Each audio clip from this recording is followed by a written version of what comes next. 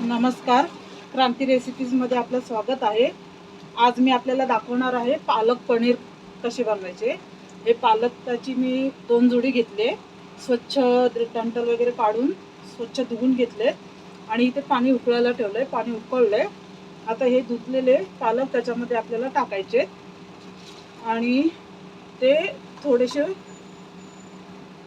2-3 मिनिटं उकळू द्यायचे। झाकण न ठेवता उकळायचे।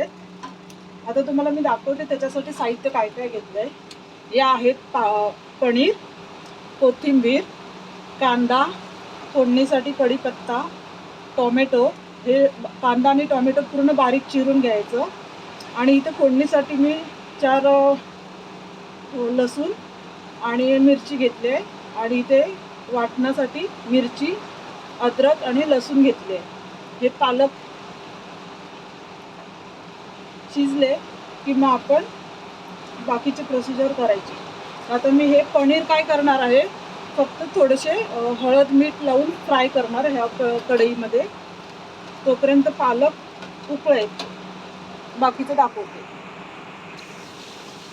हे बघा, मी तेल टाकले कढईमध्ये, त्याच्यामध्ये हळद आणि मीठ टाकले। आता हे आपल्याला फ्राय करून घ्यायचे। चिकटले नाही पाहिजे, एक एक करून असे सर्व फ्राय करायचे। फ्राय केले ना की ते छान लागतात आणि फुटतही नाही। हे मी फ्राय करून घेते। हे बघा, चिकटले नाहीये अजिबात। आता हे पालक शिजले, मी गॅस बंद केलाय आणि इथे मी थंड पाणी फ्रीजचं घेतलंय। त्याच्यामध्ये बघा बर्फही टाकले आहे, कारण पालकचे प्रोसिजर जी शिजण्याची प्रोसिजर आहे ना, ती मंद व्हायला पाहिजे आणि त्याचा कलरही तसाच राहायला पाहिजे। म्हणून आपण थंड पाण्यात हे टाकून घ्यायचे। थंड पाण्यात ठेवले की कलरही जात नाही आणि जास्त शिजलेही जात नाही। आता हे सगळं थंड झालं की मग मिक्सरला सगळं वाटून करून घ्यायचंय।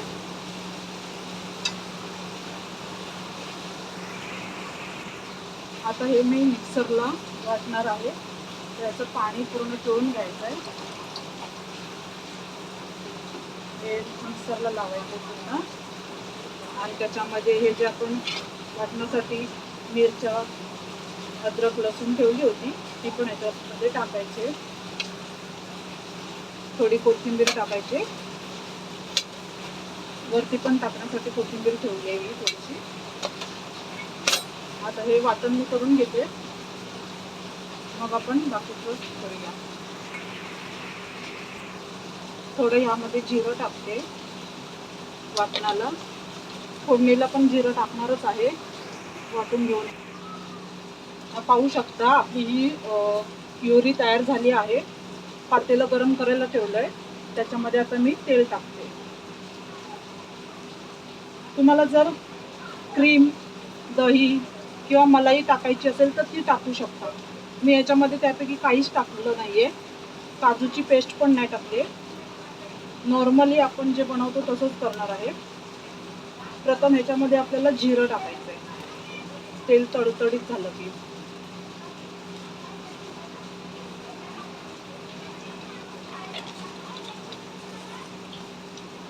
मग ही ठेचलेली लसूण,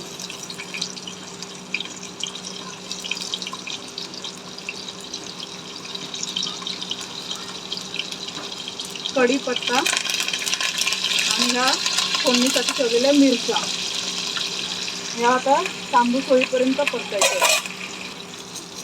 लसूण आपली तांबूस कलर झाली आहे। आता हा बारीक चिरलेला कांदा टाकायचा आहे, त्याला पण तांबूस होईपर्यंत, लालसर होईपर्यंत परतून घ्यायचं आहे।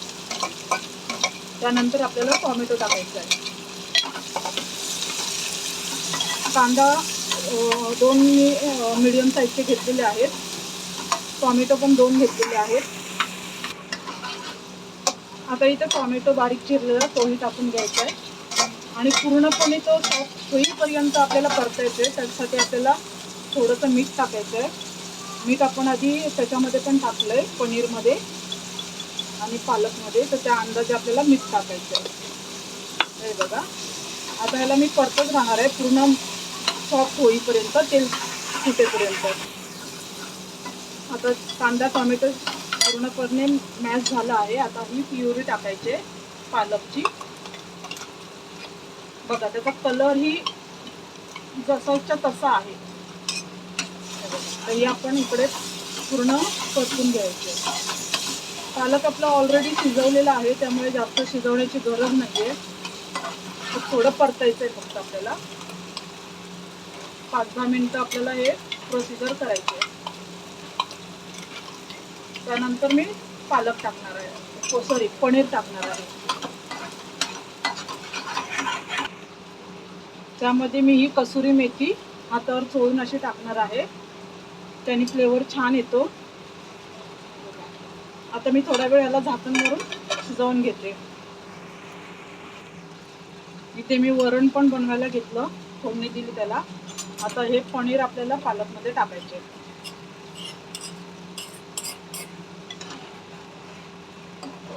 थोडं जरा मी पाणी जास्त टाकलंय, कारण आमच्या घरच्यांना पाणीसारखं हवं होतं, म्हणून मी पाणी जास्त घेतलंय. जे पहिलं शिजवलेलं पाणी होतं ना पालक, तेच पाणी टाकलंय, दुसरं एक्स्ट्राचं नाही टाकलंय.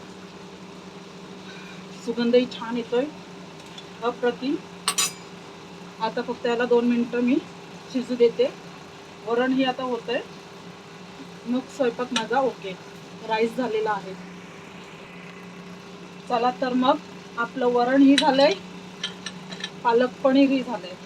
तर मला आवडल्यास कमेंट करा, लाईक करा, सबस्क्राईब करा.